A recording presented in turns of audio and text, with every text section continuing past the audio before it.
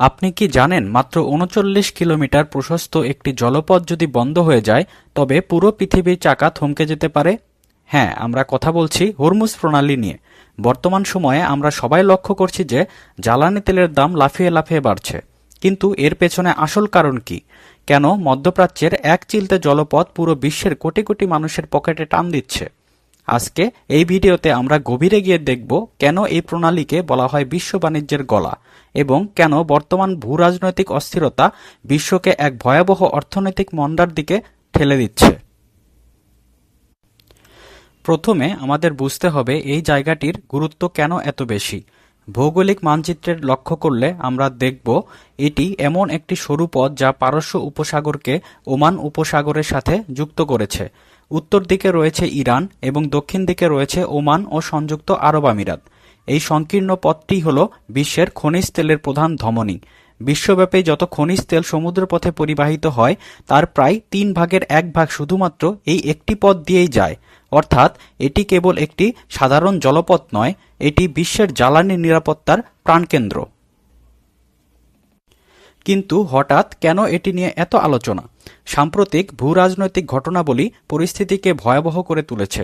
তথ্য অনুযায়ী যুক্তরাষ্ট্র ও ইসরায়েলের যৌথ আক্রমণের একটি প্রেক্ষাপট তৈরি হওয়ার পর এবং ইরানের সর্বোচ্চ নেতা আয়াতুল্লাহ আলী খামেনির মৃত্যুর পর মধ্যপ্রাচ্যের সমীকরণ বদলে গেছে।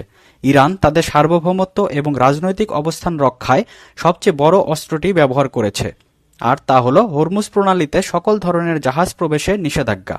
এর অর্থ হল বিশ্বের জ্বালানি সরবরাহের যে প্রধান পথটি ছিল ইরান, সেখানে এখন একটি তালা ঝুলিয়ে দিয়েছে।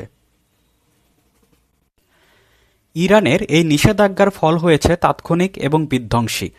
যেহেতু এই পথ দিয়ে বিশ্বের 33% তেল পরিবহন করা হয়, তাই জাহাজ চলাচল বন্ধ হওয়ার খবর আসার সাথে সাথেই রাতারাতি তেলের দাম অনেক বেড়ে গেছে। তেলের দাম বাড়া মানে কেবল যাতায়াত খরচ বাড়া নয়, এটি কৃষি, শিল্প এবং নিত্য প্রয়োজনীয় পণ্যের মূল্যে সরাসরি প্রভাব ফেলে। বিশ্ব বাণিজ্যের এই গলা যদি এভাবে টিপে ধরা থাকে তবে সাপ্লাই চেইন ভেঙে পড়তে শুরু করবে এবং বিশ্ব অর্থনীতিতে বড় ধরনের মুদ্রাস্ফীতি দেখা দেবে। হরমুজ প্রণালী কেন গুরুত্বপূর্ণ তা আজ আমরা হাড়ে হাড়ে টের পাচ্ছি। এটি কেবল একটি জলপথ নয়, বরং এটি বিশ্ব রাজনীতির এমন এক দাবার গুটি যা নাড়াচাড়া করলেই পুরো পৃথিবী কেঁপে ওঠে। ইরানের এই অবরোধ কতদিন স্থায়ী হবে? বিশ্ব শক্তিগুলো কি আলোচনার মাধ্যমে এর সমাধান করবে, নাকি পরিস্থিতি আরও বড় কোনো সংঘাতের দিকে মোড় নেবে?